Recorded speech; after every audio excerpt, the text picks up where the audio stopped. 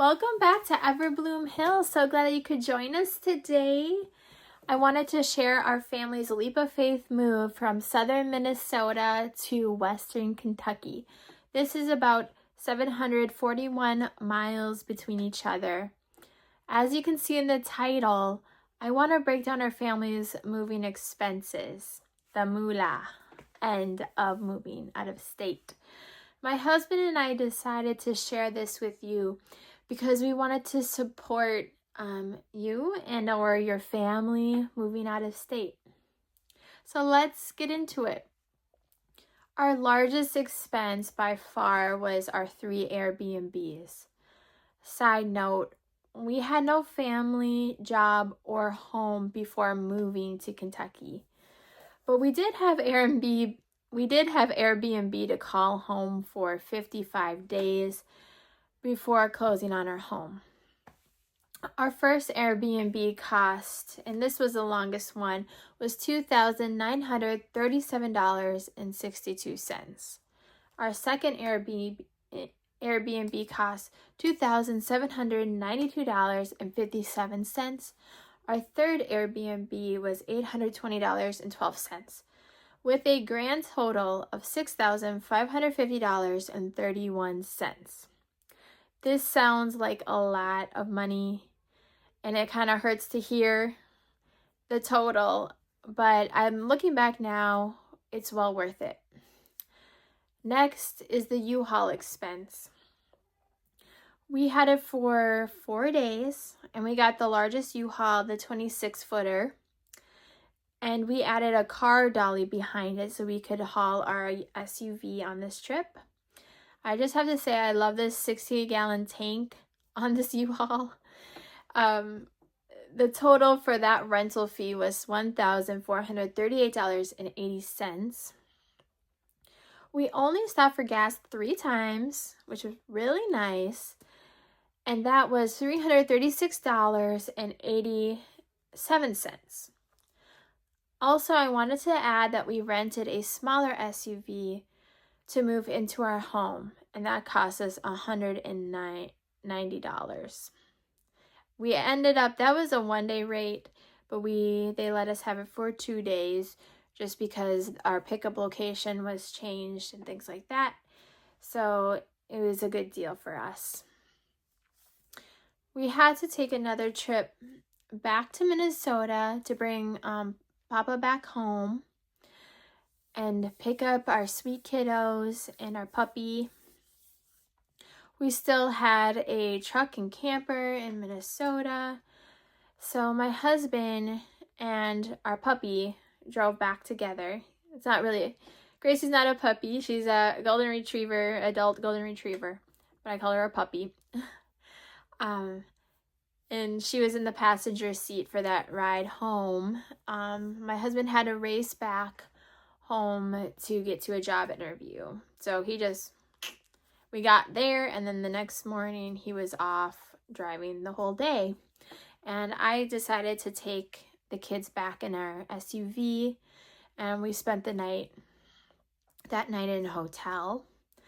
So we broke up the trip a little bit, especially with a toddler who needs to go to the restroom every hour. It was nice to break up the trip.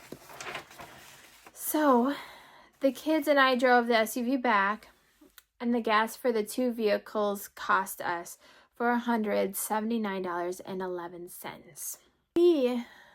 We ended up getting 2 storage units, and that was not the original plan. But the first payment for that was $314.03. The second payment was $295.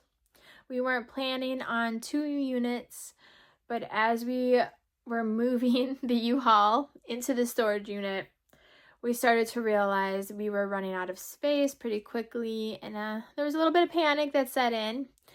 And luckily, next to our, I think it was a 10 by 20 footer, 20-foot room, was another room available that I could just go on the app and add it that day. So we ended up getting 2 storage units that day.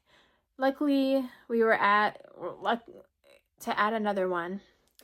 And at this point, and maybe before when we were moving everything into the U-Haul, I realized that I should probably have decluttered like 50% more. I thought I did a good job before moving, but I realized decluttering is your friend before a big move.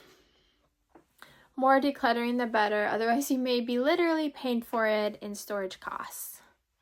So that's something to keep in mind. Hotel expenses were $168.82 for our first trip to Kentucky. That was with the three of us, Papa, my husband, and I. We stayed in a hotel there. And I think it was Hannibal, Missouri. That's like our special spot. And then $156.19 when I drove the kids to Kentucky and we stopped. That was a nice break. And the kids enjoyed the pool, and that was kind of nice. Our grand total doesn't include food, but that will vary depending on your family size and, things like that. And our grand total was $9,929.13. We have some side notes that my husband brought up while I was talking to him about the move, and also side notes I've come up with too. But I would factor in eating out more often when you're moving. We found it kind of awkward using the Airbnbs like kitchen and their pots and pans. I don't know, we just didn't want to ruin them, and that was just our personality. But we weren't as comfortable as we would be in our own kitchen. And that was one of the things why we wanted to do Airbnbs, is to have a kitchen. We did use it a little bit, but not as much as our own kitchen. If you are selling your home before moving like we did, which made this move possible for us, was selling our home, we recommend putting money aside for last minute home repairs required by the home inspection. That's just another side note. Also, you may need to buy certain appliances for the new home like we did. We needed a washer and dryer because the sellers of our home took those with them to their new home. So that's something that you probably want right out the gate of buying a new home, because a washer and dryer is pretty crucial unless you want to do it by hand. We realized we made some luxury decisions for this move. There are some cheaper options available. I wanted to share our roadmap with you. That way your family can make edits to fit your needs and your family. If you like this video, please subscribe. I plan on making more videos about moving out of state, but including different aspects of moving out of state, like your mindset and ways you may have some growing pains in the moving process. I'm here to cheer you on the entire way.